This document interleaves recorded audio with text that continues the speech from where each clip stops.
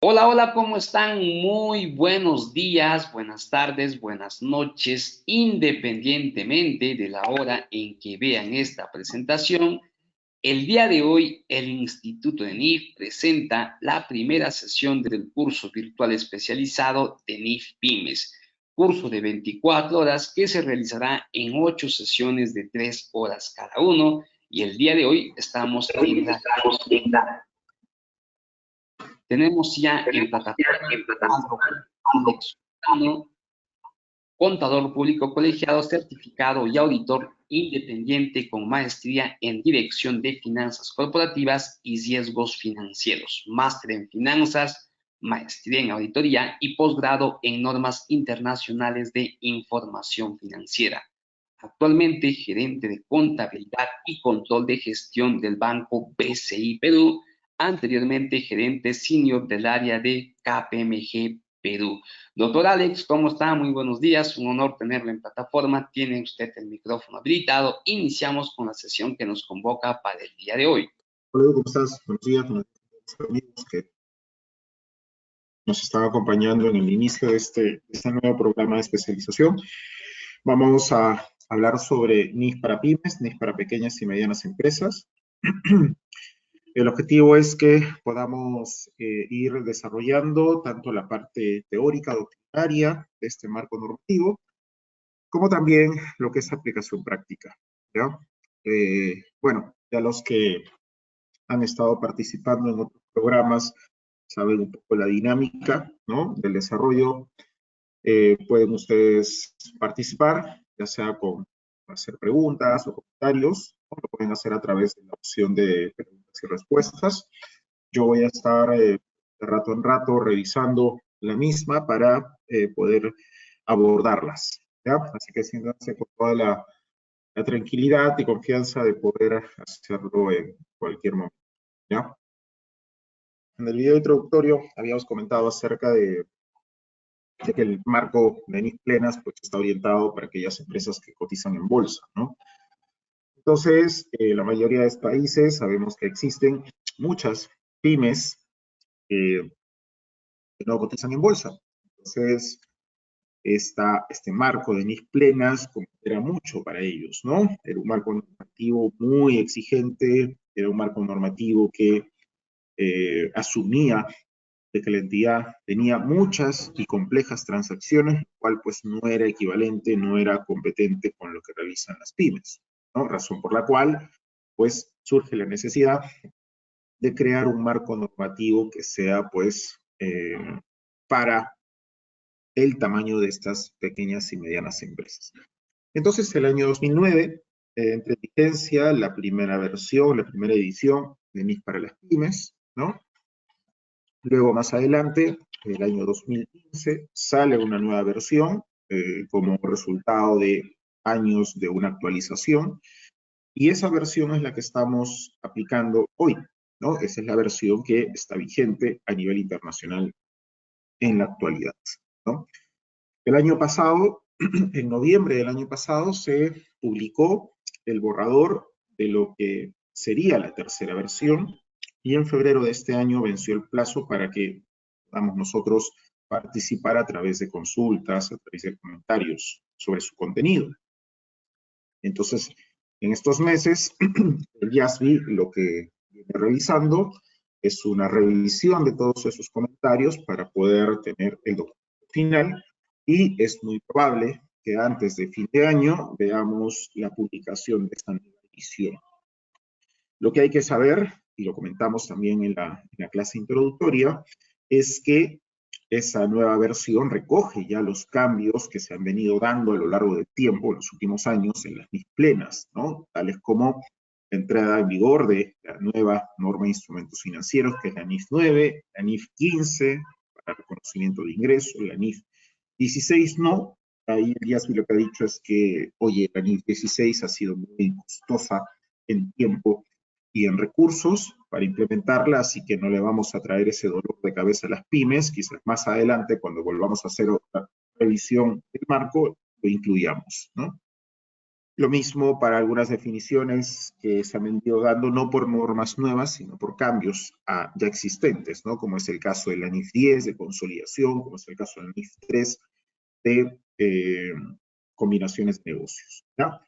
Entonces, esta norma es muy probable que entre en vigencia para el año 2025, ¿ya? El año 2025. Y pues es importante que nosotros ya vayamos preparándonos para esa implementación. De hecho, que cualquier implementación de un marco normativo no es tarea de la noche a la mañana, no es tarea tan sencilla, así que vayamos preparándonos, ¿no? Así que vamos a desarrollar esta norma partiendo de la versión que está vigente, ¿no? Que es la NIF para las pymes. Doctor ¿Ya? Alex, ¿está cambiando diapositiva? Nos pregunta el doctor si está cambiando diapositivas. No, todavía no estoy cambiando de diapositiva, estoy haciendo un preámbulo. Perfecto, doctor, muchas gracias. Ok, entonces dicho esto, vamos a empezar a desarrollar las secciones de NIF para las pymes. Vamos a desarrollar la mayoría de las secciones, no vamos a desarrollar todas, de tal manera que podamos llegar a profundizar tanto la parte teórica, como les mencionaba, y también la parte práctica. Vamos a empezar entonces con la sección 1, la sección 2. La sección 1, vamos a hablar sobre qué son pequeñas y medianas entidades. Hay una definición de ese tipo de entidades porque viene a ser el alcance de esta norma. Y luego la sección 2 que nos habla sobre conceptos y principios fundamentales, que es el equivalente a el marco conceptual que está en las NIF plenas, ¿no? El documento obligatorio, diría yo, que todos tenemos que no solo leer, sino dominar, ¿ya? Entonces, ¿cuál es la definición de una pequeña y mediana empresa? Aquí la norma no establece, no coloca umbrales, ¿no? O importes mínimos de ingresos, importes máximos de ingresos, ¿ya? Sino que define a una pequeña y mediana empresa como aquella empresa que no tiene la obligación pública de rendir cuentas, ¿ya? ¿A qué nos referimos eso? Nos referimos a que no está supervisada, no está regulada. Es el caso de una empresa, por ejemplo, que cotiza en bolsa, o es el caso de una empresa del sector financiero que en casi todos los países existe un regulador para estas entidades, ¿no? De tal manera que tiene la obligación de rendirles cuentas a ellos. Oye, mira, estos han sido mis estados financieros del año, y en la mayoría de los casos no solo presentan el estado financiero, sino también presentan la opinión de un auditor independiente, ¿ya? Y también son pequeñas y medianas empresas aquellas que publican estados financieros con propósito de información general para usuarios externos, ¿no? Es decir, una pequeña y media empresa es aquella entidad que prepara información financiera y que esa información financiera pues no va a quedar en el cajón del propietario, del empresario únicamente, sino que esos estados financieros van a ser también proporcionados, van a ser compartidos a otros usuarios, ¿no?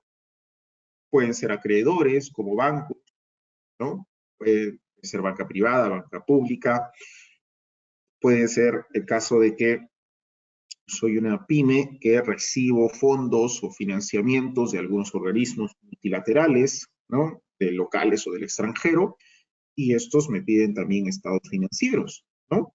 Entonces, esos estados financieros no es que van a ser solo para gusto del propietario, el empresario, sino también va a ser destinado para otros usuarios, lo que conocemos como que se elaboran estados financieros para propósitos generales, ¿ya?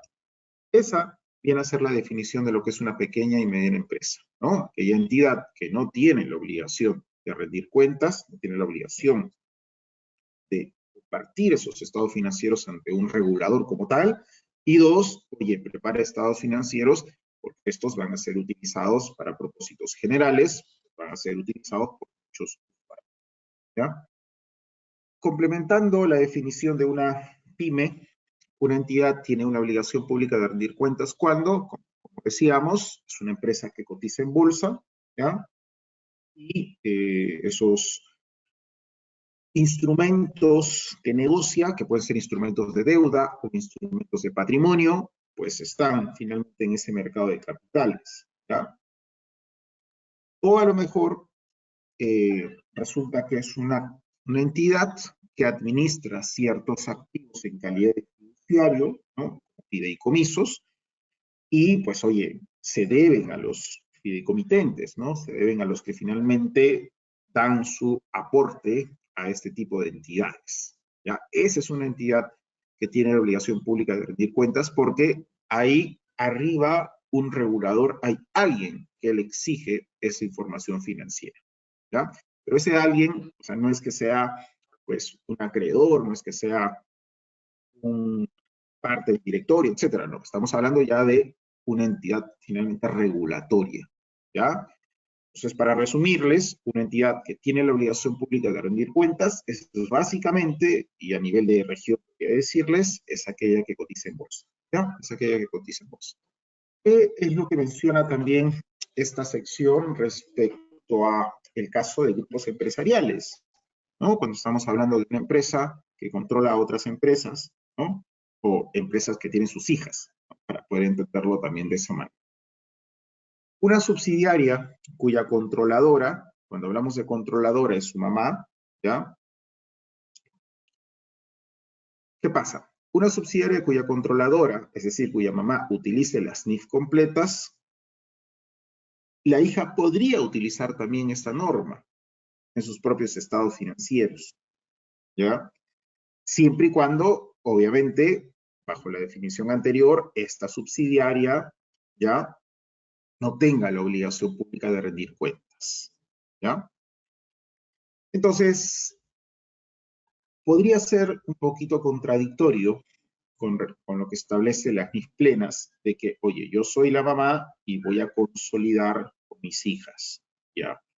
Cuando yo consolido estados financieros, tengo que consolidar bajo principios homogéneos. Es decir, tanto la mamá como las hijas tienen que preparar estados financieros de acuerdo al mismo marco contable, ¿no? O NIF plenas, NIF para pymes, ¿ya?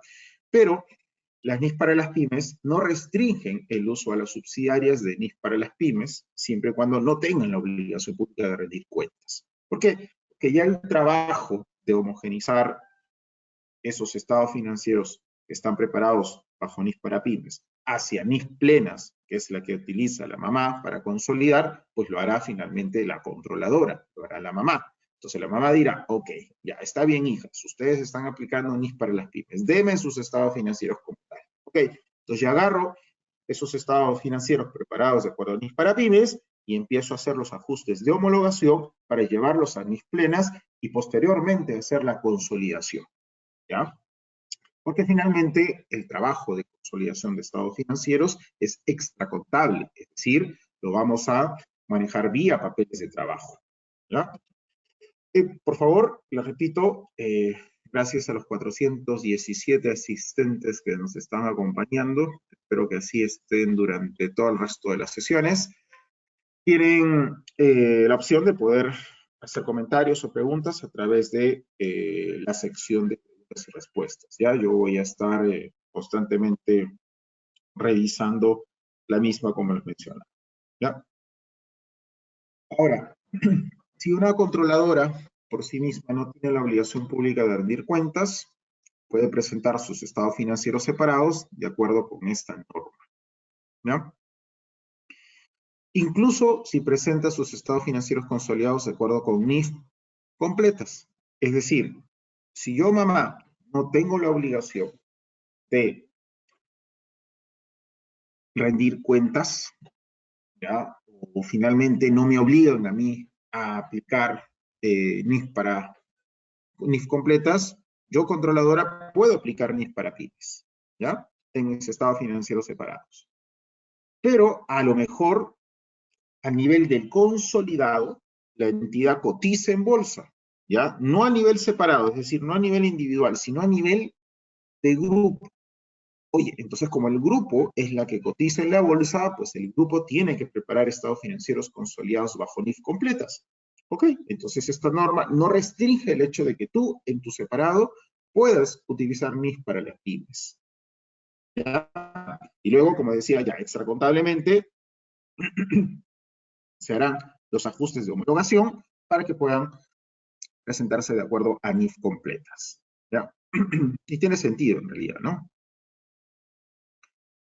El hecho, José nos dice si una pyme puede aplicar NIF plenas. Hay que ver la regulación que existe en cada país. ¿Ya? En el caso peruano yo les comentaba que existe un marco para cada tipo de entidades, ¿no? Pero si yo soy una pyme y la norma me dice que tengo que aplicar NIF para pymes, no me prohíben el hecho de que ya yo pueda aplicar incluso desde antes NIF completas, ¿no? Es más, oye, te felicito porque estás utilizando un marco más completo, así que sigue adelante, ¿ya? Pero no al revés, es decir, oye, si yo soy una empresa grande, en el caso peruano, debería estar aplicando NIF plenas, ¿ya? O completas, como quieran llamar.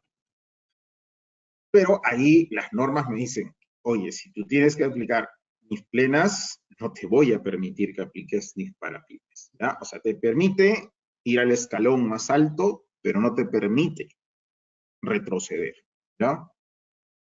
Por acá Eva nos menciona que, sí, en el caso peruano, repito, a ver, y voy a siempre hacer esa antesala si es que estamos hablando de Perú, porque sabemos, hay participantes de varios países. El año pasado, bueno, en realidad, en los últimos años, cuando se presentaban la declaración del impuesto a la renta anual, siempre en los formatos de declaración de la administración tributaria, salía una alerta de que, oye, los estados financieros que vas a colocar acá tienen que prepararse de acuerdo a principios contables, ¿ya? Tienen que prepararse de acuerdo a principios contables. Entonces, uno decía que son principios contables y, bueno, lo podía interpretar de varias maneras, ¿no? No obstante, el año pasado, lo que hizo la administración tributaria, y esto ha sido un esfuerzo de los gremios también que han insistido en que, oye, hay que ser más explícitos, ¿no? Porque al decir principios contables, pues, oye, se va a interpretar de muchas formas. Oye, como las normas son claras ya, coloca, ¿no? Las opciones que hay. Oye, tienes que aplicar NIF plenas, tienes que aplicar NIF para pymes, o tienes que aplicar, ahora lo que va a salir este año, también el manual de microempresas, ¿no? De acuerdo a tu nivel de ingresos. Entonces, eso conllevaba que tú digas, oye, lo que me decía entonces ante la administración tributaria es que los principios contables son estos, y es que sí, sino que nosotros pues veníamos relajados pensando que las NIF para las pymes o las NIF plenas pues era un asunto solo de empresas grandes, cuando en realidad es un asunto de todo tipo de entidad, ¿ya? Así que en la respuesta a Eva, esto es obligatorio no desde el año pasado, sino desde hace muchos años atrás, pero bueno, ahora nos han refrescado un poco la memoria y ya en unos años esto va a ser también facultativo, es decir, sancionador, así que si no lo hacemos, van a venir los problemas, ¿no?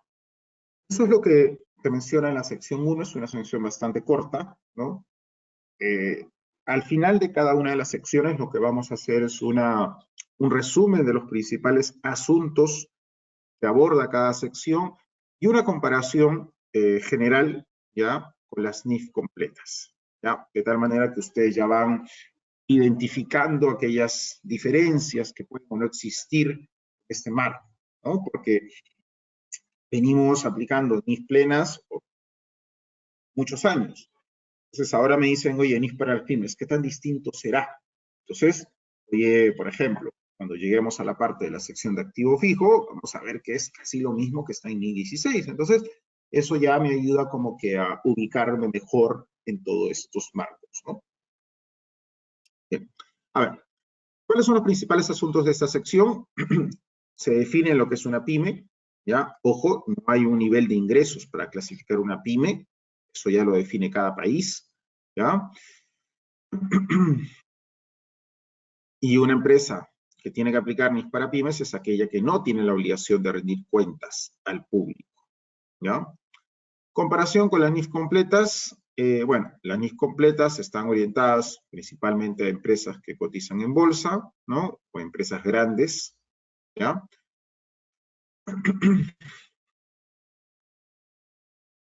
Como vemos acá, ¿no? Las NIF plenas pueden ser utilizadas por entidades, tengan o no responsabilidad pública, coticen o no en un mercado de capitales, ¿ya? Bien. Vamos entonces ahora a desarrollar la sección 2, ¿ya? En la sección 2, como les había anticipado, hablamos sobre conceptos y principios fundamentales. Este es el homólogo, ¿ya? Al marco conceptual de las NIF completas, ¿no? Ese documento que yo les decía que es obligatorio que debemos de dominar, ¿no? No solo leer, sino dominar. Donde nos definen qué son estados financieros, cuál es el objetivo, elementos de los estados financieros, etc. Entonces, ese mismo documento en NIF para las pymes viene a ser la sección 2, ¿ya? Que se establece el objetivo de los estados financieros, las características que hacen que la información financiera sea útil y también establece conceptos y principios básicos, ¿ya?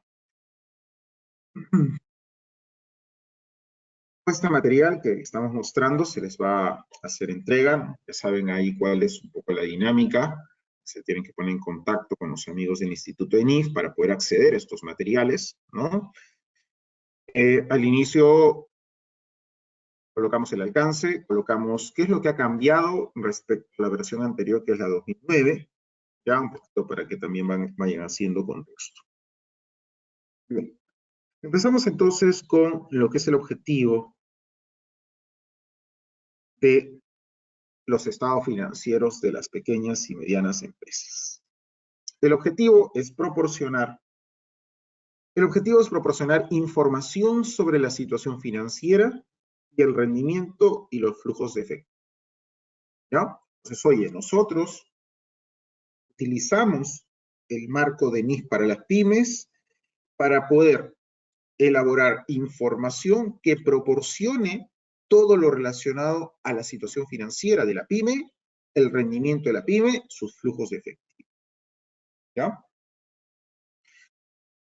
De tal manera que esa información sea útil para la toma de decisiones económicas de una amplia gama de usuarios de los estados financieros. Por eso hablamos de que son estados financieros para propósitos generales, ¿ya?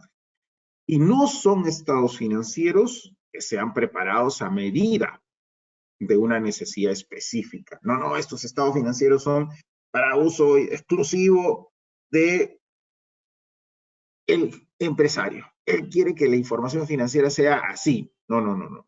Nosotros los preparadores de la información financiera, aplicando NIF para pymes, sabemos que estos estados financieros son para propósitos generales, es decir, que cubre la necesidad tanto del empresario, el gerente, el director, el acreedor, el banco, el organismo multilateral, el cliente, el proveedor, el Estado, cuando participa, por ejemplo, en convocatorias públicas, etc. ¿Ya? Entonces, fíjate, ¿no? Entonces, el objetivo es preparar estos estados financieros para que sean útiles en la toma de decisión de una amplia gama de usuarios. Por eso hablamos de propósitos generales, ¿ya? Estos estados financieros también muestran los resultados de la gestión, ¿no? Los resultados de la administración llevada a cabo por la gerencia, ¿no? Y se coloca, se impregna. A ver, ¿quiénes son los responsables de los resultados de una entidad? Pues la administración, la gerencia, ¿ya? Por lo tanto, ¿quién es responsable también de la información financiera? La gerencia. La gerencia es la responsable de la preparación y la presentación de la información financiera. Y no es que colocamos de que es el contador, no, es la gerencia, la administración, ¿ya? Por eso es que, más adelante lo veremos, se hace una declaración explícita de las responsabilidades de la preparación y la presentación de la información financiera que recae en la administración, que recae en la gerencia. Luego se detallan se abordan lo que son las características cualitativas de la información en los estados financieros, ¿no? Y vamos a ir comentando cada una de ellas.